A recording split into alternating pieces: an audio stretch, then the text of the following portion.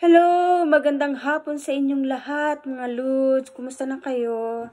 Sana lagi kayo nag-iingat kasi sa panahon ngayon napakahirap magkasakit. Isipin natin, meron tayong mga pamilya na kasama natin, baka mahawaan sila. Kaya konting ingat tayo para sa sarili natin. Nandito nga pala ako kasi meron akong i-react. Siguro kung kilala niyo siya, si Raisa. Isa ito sa mga ate niya. Bibigyan ko siyang pansin kasi nakita ko na meron siyang angking talino para sa pag-awit. Kaya gusto ko siyang i-react.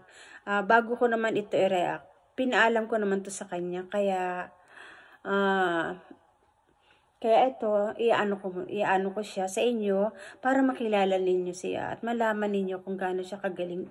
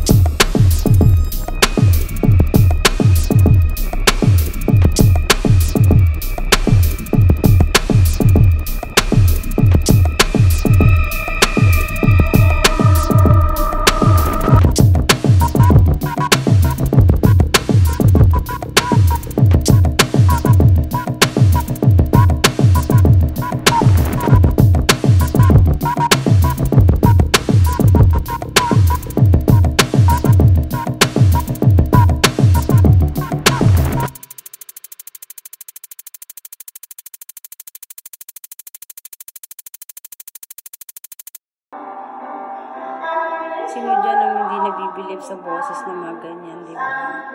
Masarap pakinggan.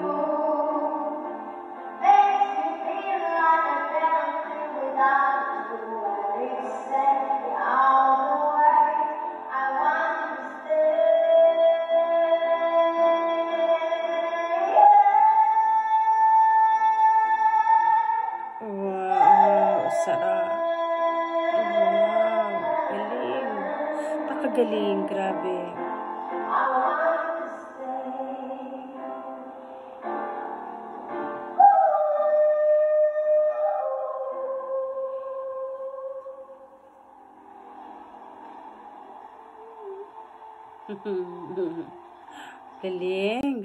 Galing.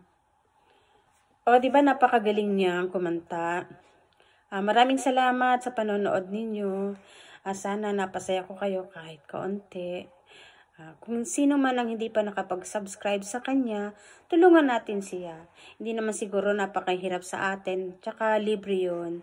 Konting bagay lang yun, pero napakalaking tulong nito para sa kanya.